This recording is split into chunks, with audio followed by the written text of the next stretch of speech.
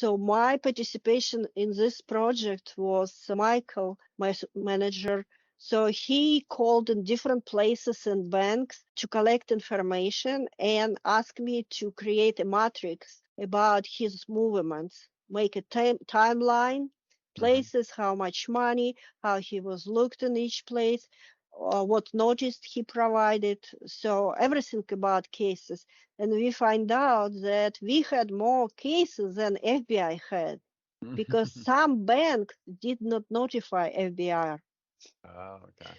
Yeah, so, and when it was before he was caught, so we had a meeting joined with FBI in the cities where he robbed the banks. So, and Michael told me I have to present my matrix because I did it. I joined all information and I presented it for this joint task force. And in a couple of weeks, he was caught because one of the city finally make it publicly available information, and one of the citizens in Brentwood helped notice him and helped to find out his car and him and stop him. Yeah.